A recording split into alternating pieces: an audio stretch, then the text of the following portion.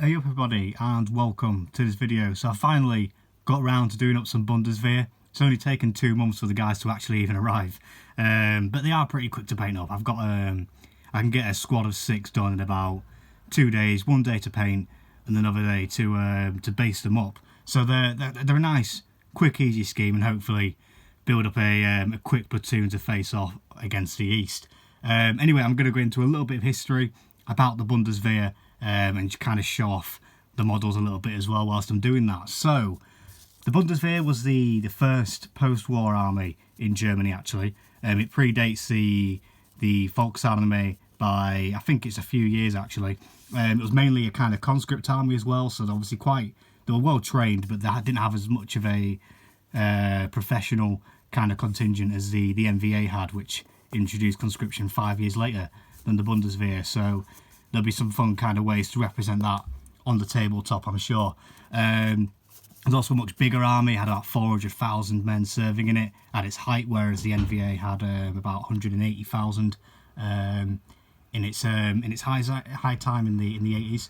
And it's kind of like the kind of look of it. The infantry are kind of quite American in nature, I think. Obviously with the American kind of helmet, the green uniforms I've gone for here, whereas the equipment is very much quite German. I feel like the Marder, it's kind of the opposite of the NVA in a way. The equipment in the NVA is very Russian, whereas I feel the uniforms are much more German, whereas it's the other way around.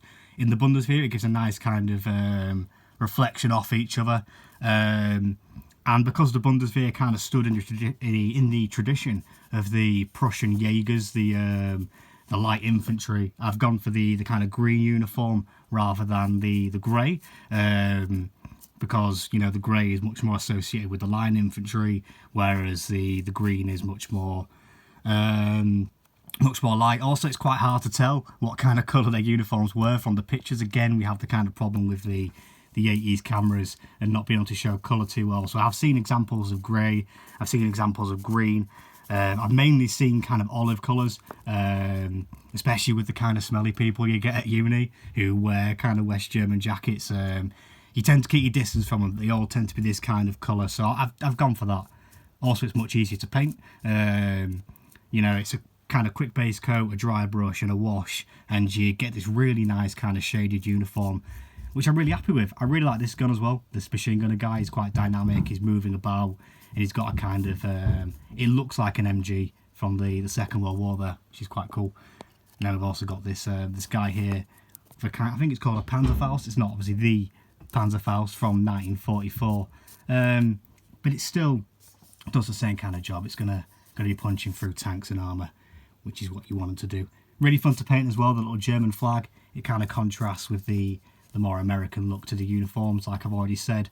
Again, it gives you that more kind of, it lets you know that you're actually playing with the Bundeswehr rather than a kind of a basic American force.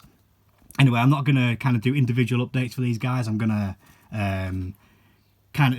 show, the next time you'll see these guys when they're all done, because again, they're quite easy to paint. And also, these 4 figures here, the 4 in this kind of shape, they're going to be the same throughout every unit because there's only one type of these. And the Panzergrenadiere squads, they had 1 MG in them, 2 kind of grenade launchers in them, and then 3 riflemen as well. So they're all going to be quite kind of similar looking. So I'm just going to show them off as a full platoon at the end, and then kind of come back to it when it's done. So that's them. I'm quite happy with them. Again, like I say, they're really quick to paint, and they come out looking really nice as well, considering how little time and effort actually goes into them. So I'm just going to move them to the side, put them there, and bring out the Marder. These are the pain in the arse to actually find. For starters, like, not many people actually make Marders. Again, the Cold War is kind of niche to an extent, so I had to go to 3D printing, which I'm very glad I actually found. I was going to go for the M113s, the kind of the square vehicles, but no, I found this instead. So we're gonna get some Marders up there. I really enjoy painting this as well. Again, quite easy. It's quite fun to do the camo as well. I don't think it's strictly accurate at the time. I'm not sure when they phased in this kind of 3-colour camo system into the Bundeswehr. I know at one point they were just kind of block grey, block green, like the standard soldiers.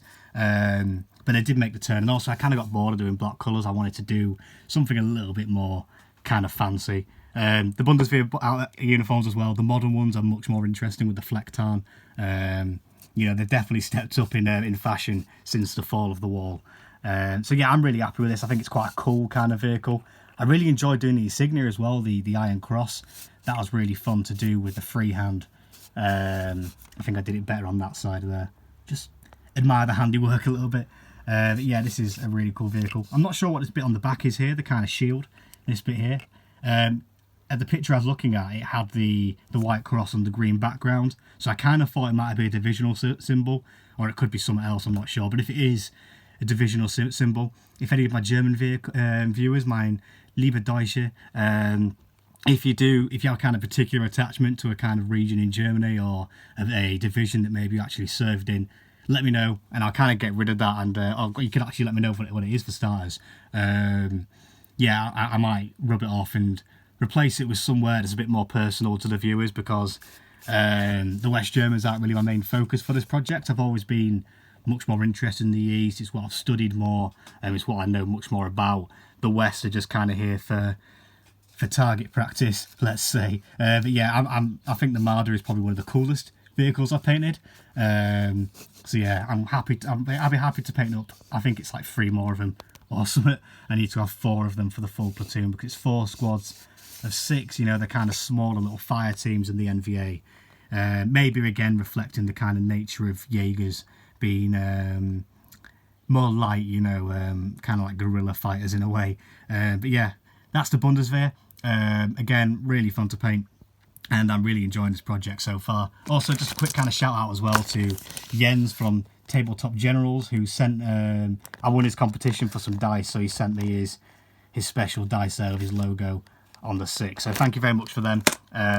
Really appreciated that, and they're going to make, hopefully they're going to be very good luck for the Bundeswehr. I've got some obviously East German dice, they can represent these guys, and hopefully they bring them good luck and you know, victory to the West and all that kind of thing, whichever side you're wearing in on.